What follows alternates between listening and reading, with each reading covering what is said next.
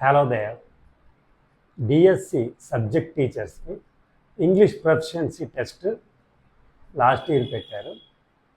అందులో ఒక chapter articles తీసుకొని వాళ్ళు ఇచ్చిన 2 సెషన్స్లో ఇచ్చిన క్వశ్చన్స్ని ఇప్పుడు ఎక్స్ప్లెయిన్ చేస్తాం.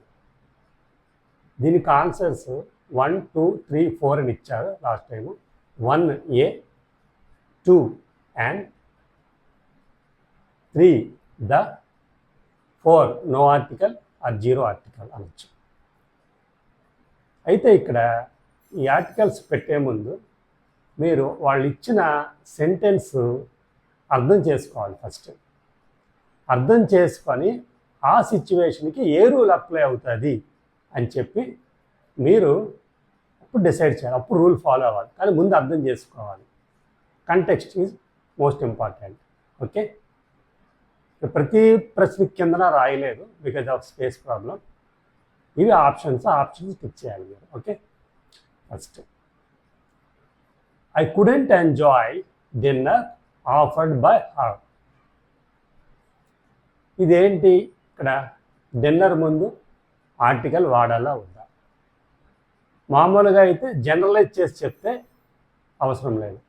కానీ ఇక్కడ కంటెక్స్ట్ ఏంటి? ఆఫర్డ్ బై హర్ అంటే ఎవరో ఆఫర్ చేసిన డిన్నర్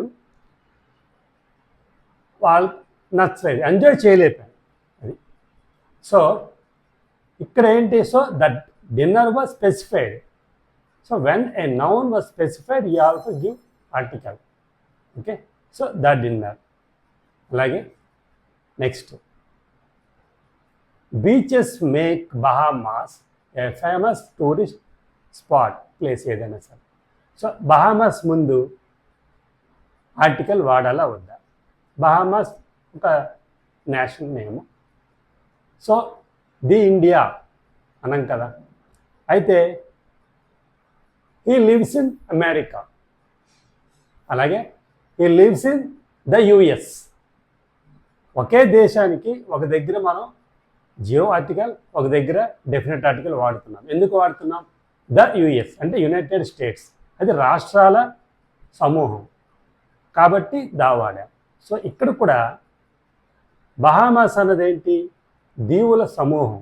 బహామాస్ అది ప్లూరల్ కింద వస్తుంది అన్నమాట. ఓకే, సో కాబట్టి దా అని చెప్పి వాడాలి. సో దాని వస్తుంది. తర్వాత a person inherits property is called heir. So called తర్వాత ఇండెఫినెట్ ఆర్టికల్ వాడాలి అని మీరు డిసైడ్ చేసుకున్నప్పుడు అది ఏ లేదా యానా. ఎలాగా? మీకు రూల్ తెలుసు కదా. నౌన్ కాన్సనెంట్ సౌండ్తో వస్తే ఏ, అదే ఓవల్ సౌండ్తో వస్తే యాన్ వాడాలి. సో ఇక్కడ హెచ్ఈఐఆర్. ఈ హెచ్ఈఐఆర్ అన్నది ఏంటంటే ఇందులో హెచ్ సైలెంట్. సో ఎయర్ అన్నాను, హెయిర్ అనలేదు. చాలామంది లీగల్ హెయిర్ అంటే తప్పు. Legal heir. So heir British style is non rhotic, 6 పలకరు కాబట్టి ఎయా అన్నాను. ఓకే, సో యాన్ ఎయా అని చెప్తాను. దీని తర్వాత హూ హ్యాస్ కుక్డ్ లంచ్. ఇక్కడ మళ్ళీ సేమ్ ఇందాకలాగా లంచ్ అన్నది I had my lunch, I had lunch అని చెప్పి అంటాము. కానీ ఇక్కడ మొత్తం కాన్సెప్ట్ ఏంటి? Context who has cooked lunch అంటే అడుగుతున్నారు. పర్ఫెక్ట్ టెన్స్ కదా అడుగుతున్నారు కాబట్టి ఇక్కడ దా వాడాలి. Who has cooked the lunch అని చెప్పి వస్తుంది. I was completely at loss of words. ఇక్కడ లాస్ ఫర్ వర్డ్స్ అనేది ఫేమస్, లేదా లాస్ ఆఫ్ వర్డ్స్. ఇక్కడ ఏ ఆర్టికల్ వాడతాము? వర్డ్స్ కౌంటబుల్ ప్లూరల్ కాబట్టి దా పెడతారా? పెట్టకూడదు. ఎందుకు? లాస్ ఆఫ్ వర్డ్స్ అంటే పదాలు లేకపోవడం, చెప్పడానికి ఏం లేదు అన్న సందర్భం ఇది వాడతాను. సో ఒకటే నష్టం ఇక్కడ. లాస్ ఒకటే నష్టం. సో లాస్ ఆఫ్ వర్డ్స్ అని చెప్పి వాడాలి. తర్వాత NATO was established in 1949. So NATO అంటే ఏమిటి?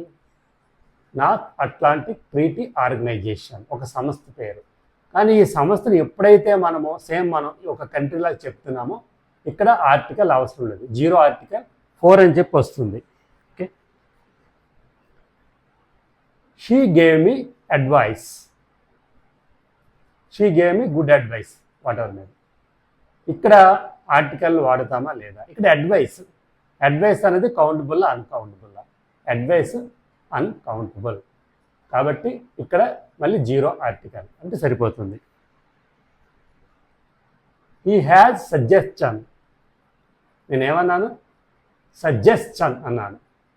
దీన్ని సజెషన్ అంటారు, తప్పది ప్రొనౌన్సియేషన్ సజెషన్. ఈ సజెషన్ అన్నది 2 విధాలుగా వాడతారు, కౌంటబుల్ అన్కౌంటబుల్. సో ఇక్కడ ఏంటంటే ఈ హ్యాజ్ అన్నప్పుడు కౌంటబుల్, కాబట్టి ఈ హ్యాజ్ ఏ సజెషన్ అని చెప్పి అనాలి. Mohan has great knowledge of law. ఇక్కడ ఈ ఆర్టికల్స్తో ఉన్న చిక్ ఏమిటంటే, మీరు ఇది ఇలా తీసుకెళ్ళి ఏదైనా ట్రాన్స్లేటర్ టూల్లో పెట్టారనుకోండి, అక్కడ ఆర్టికల్ పెట్టినా ఒకటే మీనింగ్ వస్తుంది, ఆర్టికల్ పెట్టకపోయినా ఒకటే మీనింగ్ వస్తుంది. మీకు అందుకే చెప్పింది కంటెస్ట్ అర్థం చేసుకోండి. కానీ మనం వాడాలి, ఎలా వాడాలి? రూల్ ఇంగ్లీష్ వాళ్ళు ఎలాగైతే చేస్తారో వాటికి ఆర్టికల్స్ పెట్టడం అన్నది మనం అలాగే పెట్టాలన్నమాట. సో ఇక్కడ లా ముందు ఏం వాడాలి?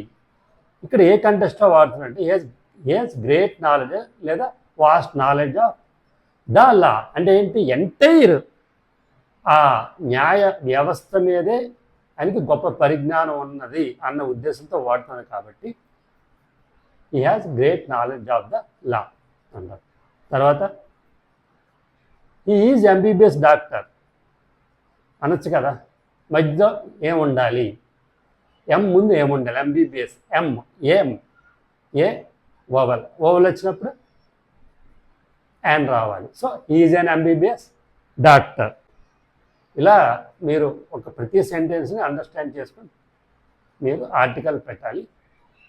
మీకు క్లాసెస్ కావాలంటే కనబడుతున్న నెంబర్కి కాంటాక్ట్ చేయండి. Have a great day.